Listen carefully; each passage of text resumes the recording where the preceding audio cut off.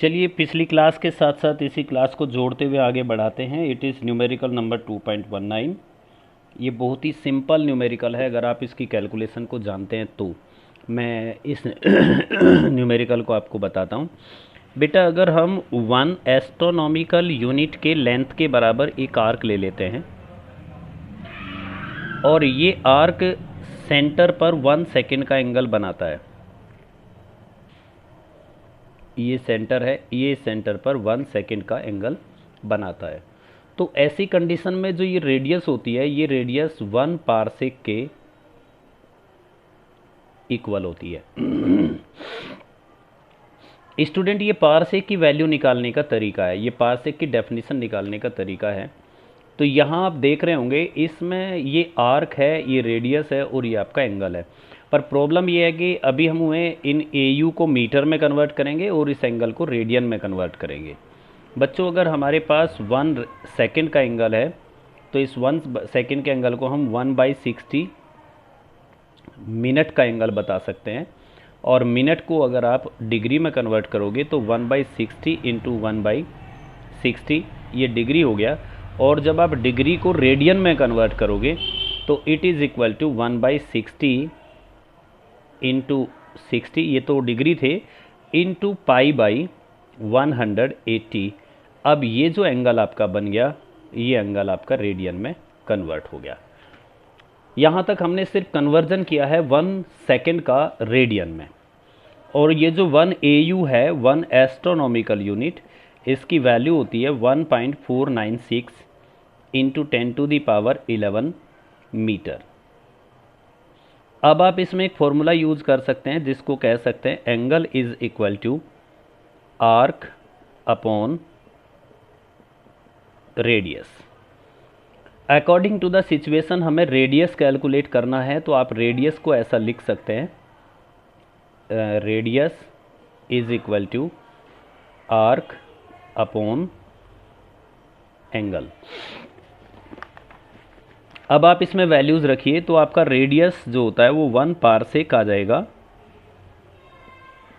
और आर्क की वैल्यू आप क्या लिखेंगे, आर्क हमारे केस में 1 AU है, ये 1.496 इंटू 10⁻11 डिवाइडेड बाई एंगल जो आपने लिखा है π/60 इंटू 60 इंटू 180। इसको हम ऐसा लिख सकते हैं, ये 60 इंटू 60 इंटू 180 आपका न्यूमरेटर में चला जाएगा। 1.496 इंटू 10⁻11 इंटू 60 इंटू 60 इंटू 180 और डिवाइडेड बाई पाई की वैल्यू आपकी 3.14।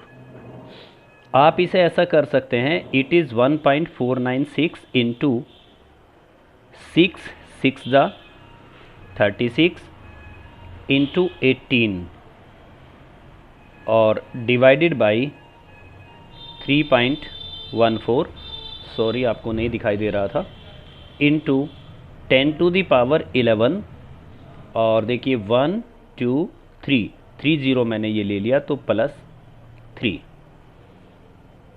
अब आपके लिए आसान बात यह है कि आप इनको मल्टीप्लाई करके और फिर इससे डिवाइड करके इसका आंसर निकाल सकते हैं।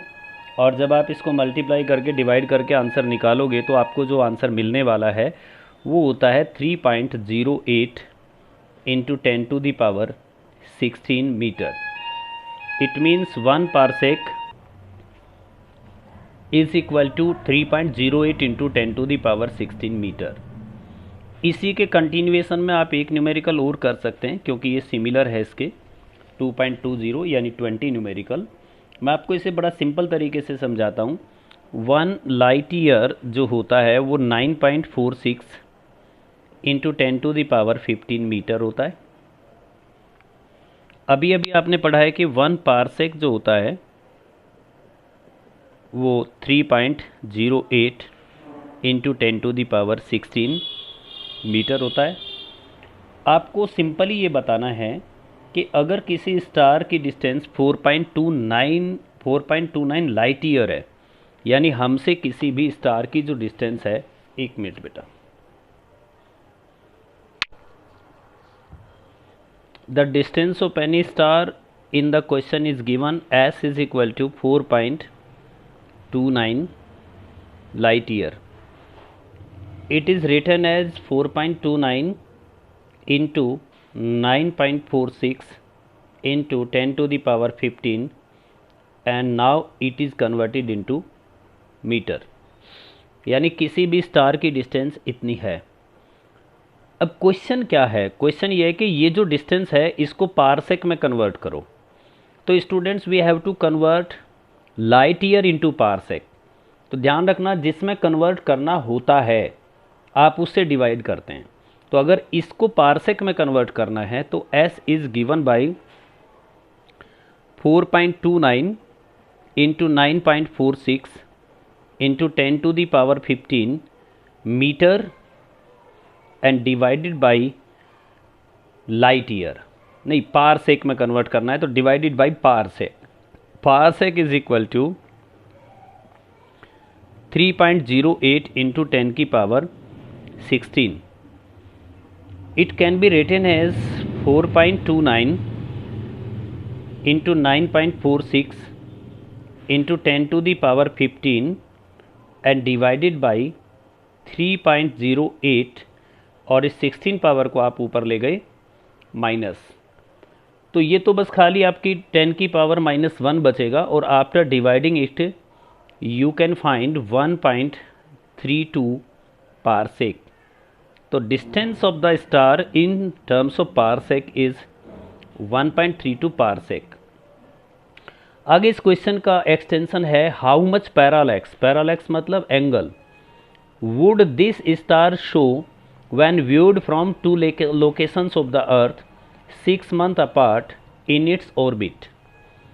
अब क्वेश्चन आपको ये कह रहा है कि अगर हम ये मान लें कि अर्थ अपनी ऑर्बिट में इस तरीके से रिवॉल्व करती है, अर्थ का फर्स्ट लोकेशन अगर ये है तो 6 मंथ के बाद इसका लोकेशन जस्ट अपोजिट साइड में हो जाता है at the end of diameter. इसे डायमेट्रिकली अपोजिट साइड्स कहते हैं। और स्टार अगर आपका यहाँ पर है तो हमने जब इसको 2 लोकेशंस से मेज़र किया तो पहली बार ये लाइन ऑफ साइट होगी और दूसरी बार ये लाइन ऑफ साइट होगी स्टार के लिए। हमसे ये इस पैरालैक्स को चाहते हैं कि what is this angle.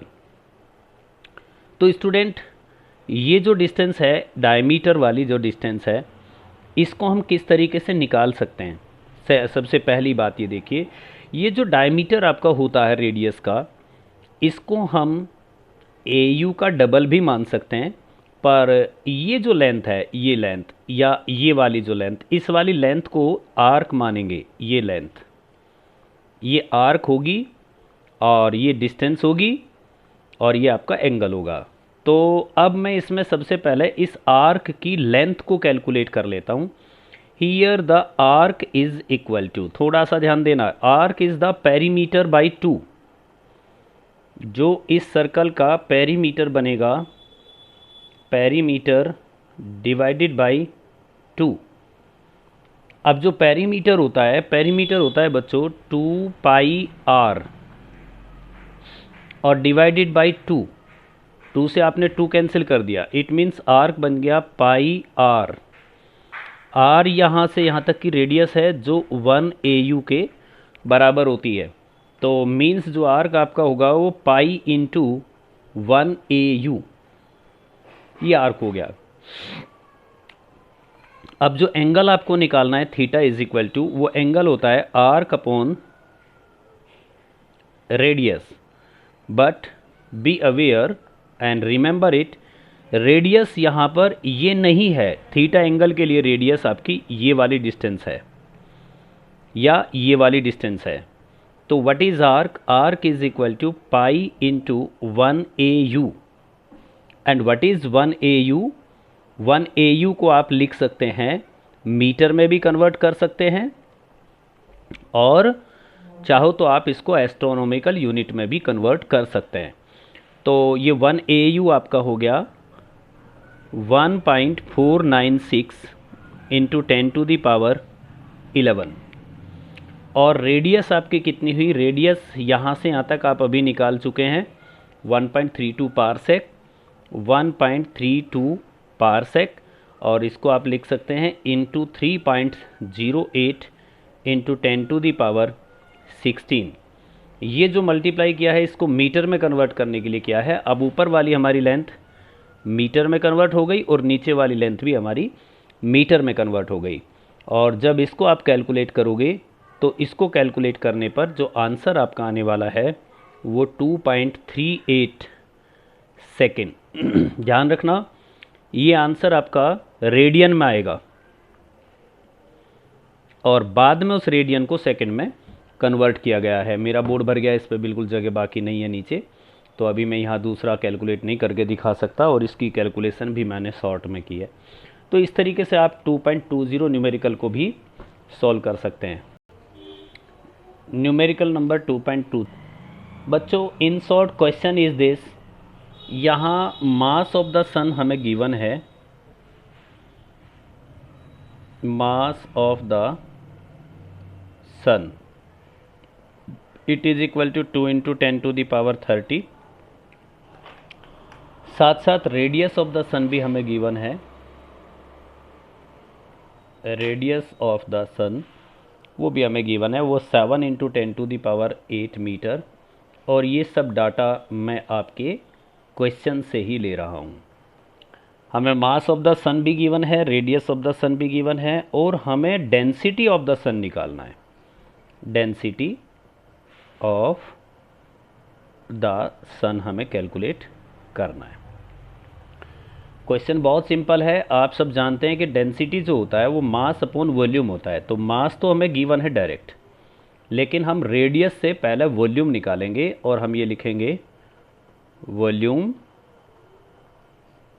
Of the सन।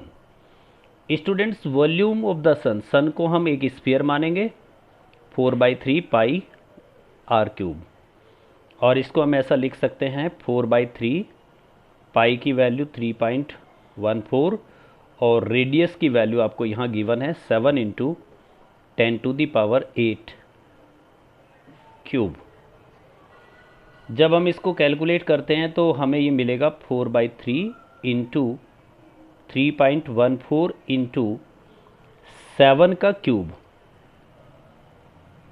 343, 10⁸ का cube 10⁻24। After calculating it, the volume is equal to 1.437 into 10⁻27 meter cube. It is the volume of the sun. Now students, what is the density? Density is equal to mass over volume. What is mass? Mass is 2 into 10⁻30 divided by 1.437 into 10⁻27. You can write as 2 is divided by 1.437 into 10⁻30 और ये हो गया minus के 27। तो now students it becomes 2 और ये 10⁻3, 10⁻3 का मतलब 1000, तो ये हो गया 2000 डिवाइडेड बाई 1.437।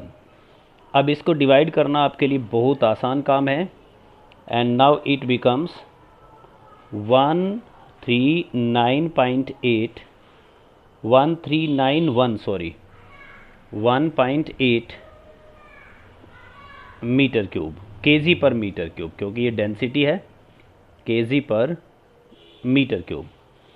अगर आप इसको एक डिजिट तक राउंड करते हैं तो एक डिजिट तक राउंड करने पे आपको ये डेसिमल पॉइंट यहाँ पे ले लेना होगा और ये होगा 1.4 into 10⁻3 KG per metre cube is the density of the sun. Question बहुत ही ईजी था। नाउ स्टूडेंट्स क्वेश्चन नंबर 24 मैं डायरेक्ट आपको लिख के दिखा देता हूँ जिससे कि आपको ये क्वेश्चन थोड़ा हार्ड ना लगे।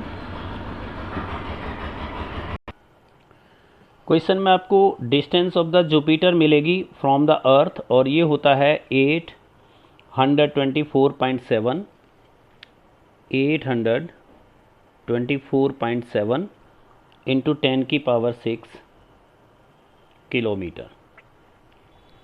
और आपको इसमें एंगल मिलेगा, क्योंकि क्वेश्चन पैरालैक्स का है, एंगल 35.72 डिग्री, 72 डिग्री।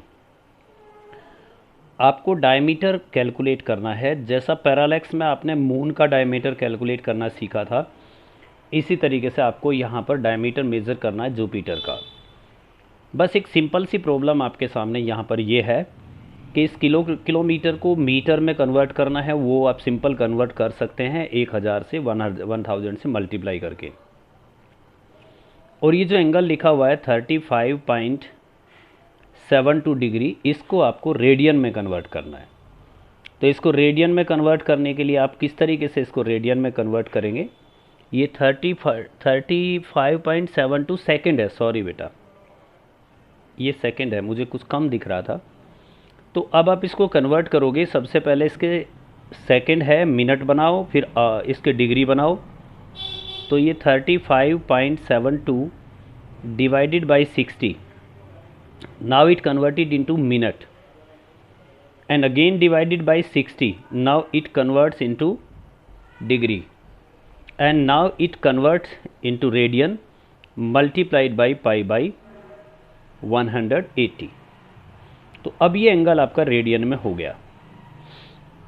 तो अब सिंपल फॉर्मूला आप लगा सकते हैं कि जो डायमीटर होगा वो आर्क बनेगा, arc is equal to angle into radius होता है।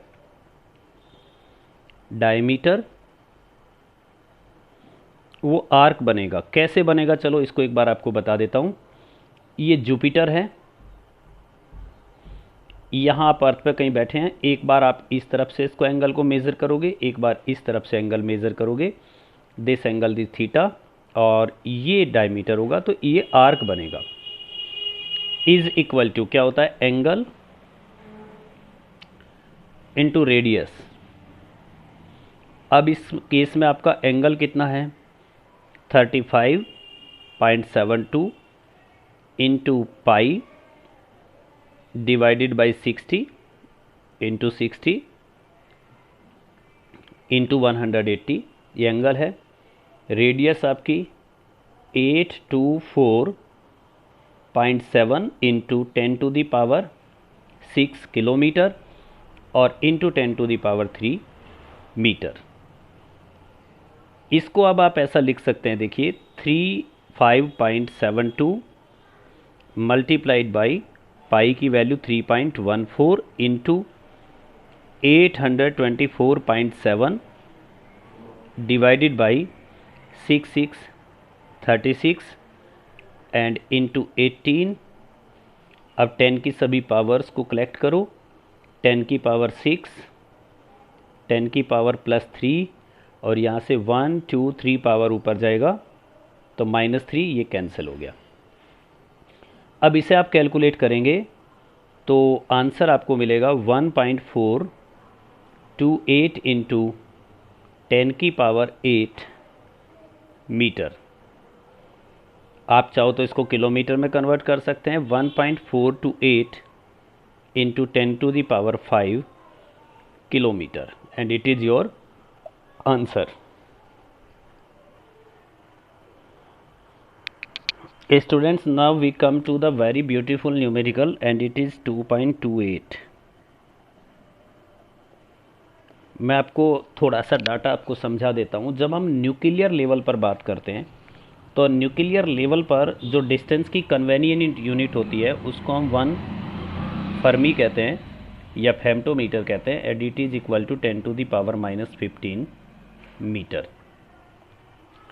जो न्यूक्लियस होता है, न्यूक्लियस की रेडियस के लिए ये फॉर्मूला अप्लाई होता है, R is equal to R0 a⁻⁴ जहाँ पर R0 एक कांस्टेंट है और R0 कांस्टेंट की वैल्यू होती है 1.2 फेम्टोमीटर, यानी कि 1.2 into 10⁻⁻15 metre is the value of R0। Simply the radius of the nucleus depends on A। बच्चों दूसरा आपको यहाँ जो एक फैक्ट याद रखना चाहिए जो न्यूक्लियस होता है, न्यूक्लियस के अंदर क्या क्या होते हैं? न्यूक्लियस के अंदर प्रोटॉन्स होते हैं, न्यूट्रॉन्स होते हैं। प्रोटॉन्स और न्यूट्रॉन्स का जो नंबर होता है, इन नंबर को हम नंबर ऑफ न्यूक्लियॉन्स कह सकते हैं। न्यूक्लियॉन्स, स्क्रीन से थोड़ा बाहर चला गया तो आप यहाँ से इस तरीके से समझ लीजिए, ये नंबर ऑफ न्यूक्लियॉन्स है, ठीक है। एक न्यूक्लियॉन का जो मास होता है उसको हम m मान सकते हैं, mass of one nucleon, mass of one nucleons, एक न्यूक्लियॉन्स का जो मास है उसको हम m मान सकते हैं। तो बच्चों अब हमें न्यूक्लियर डेंसिटी कैलकुलेट करनी है। तो सबसे पहली बात तो ये आती है कि what is the mass of nucleus, mass of nucleus. तो किसी भी न्यूक्लियस में कैपिटल A न्यूक्लियॉन्स होते हैं। नंबर ऑफ न्यूक्लियॉन्स को यहाँ जो मैंने लिखा है इसको हम A कहते हैं। प्रोटॉन और न्यूट्रॉन्स के नंबर को जोड़ने से जो मिलता है उसको मास नंबर कहते हैं, और मास नंबर आपका A होता है। इसका मतलब किसी भी न्यूक्लियस के अंदर A न्यूक्लियॉन्स होते हैं, और एक न्यूक्लियॉन का मास m है तो टोटल न्यूक्लियॉन्स का मास ma हो जाता है। यहाँ हम m की वैल्यू भी लिख सकते हैं, आगे लिखेंगे भी। ये न्यूक्लियॉन का मास हो गया। इसके बाद जो वॉल्यूम होता है न्यूक्लियस का, वॉल्यूम ऑफ न्यूक्लियस, वो आपका 4/3 पाई r क्यूब होता है। तो स्टूडेंट यहाँ पर 4/3 पाई एज इट इज़, ये जो r है, r की जगह आप ये वैल्यू जो ऊपर यहाँ गिवन है ये लिख सकते हैं। r की जगह आपने लिखा r0 a⁻1/3 और इसका क्यूब। ये हमें क्या मिला? ये हमें मिला 4/3 पाई r0 का क्यूब और इंटू a। ये हमें न्यूक्लियस का वॉल्यूम मिला। तो अगर हमें डेंसिटी कैलकुलेट करना है तो density is equal to mass upon volume. Mass आपने अभी कैलकुलेट किया है ऊपर, वो ma होता है, डिवाइडेड बाय वॉल्यूम आपने अभी कैलकुलेट किया है, ये 4/3 पाई r0 क्यूब इंटू a होता है। तो बच्चों इस सिंपल सी कैलकुलेशन में हम a से a कैंसिल कर सकते हैं, और ये 3 अगर हम ऊपर ले जाएं तो ये बनेगा आपका 3m divided by 4 pi r0 cube, and it can be calculated at 3 into mass of one nucleon. One nucleon का मास 1/1.6 इंटू 10⁻⁻27 kg डिवाइडेड बाई 4, पाई की वैल्यू 3.14, r0 की वैल्यू 1.2 इंटू 10⁻⁻15 मीटर क्यूब। अब आप कैलकुलेशन में इतने एक्सपर्ट हो गए हैं कि आप इसको जब कैलकुलेट करेंगे तो now it becomes 2.3 into 10⁻17 kg per metre cube. It is the density of the nucleus. तो इसे हम density of the sodium nucleus भी मान सकते हैं। Density of the sodium nucleus is 2.3 into 10⁻17 kg per metre cube. और जब हमने एटॉमिक मास डेंसिटी कैलकुलेट की थी, इससे पहले न्यूमेरिकल में हम एटॉमिक मास डेंसिटी कैलकुलेट करते हैं सोडियम की। एटॉमिक मास डेंसिटी, तो वो आपकी 0.58 into 10⁻³ kg per metre cube आई थी। तो अब ज़रा इसको कंपेयर करके देखिए, न्यूक्लियर डेंसिटी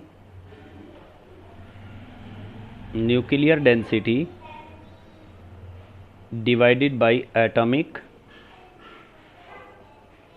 डेंसिटी। तो अगर आपने इसको कंपेयर किया, nuclear density is 2.3 into 10⁻17 divided by 0.58 into 10⁻3। इसको कैलकुलेट करने पर हमें जो आंसर मिलता है इट इज़ 10⁻15। मीन्स जो न्यूक्लियर डेंसिटी होती है वो एटॉमिक मास डेंसिटी से 10⁻15 टाइम्स होती है।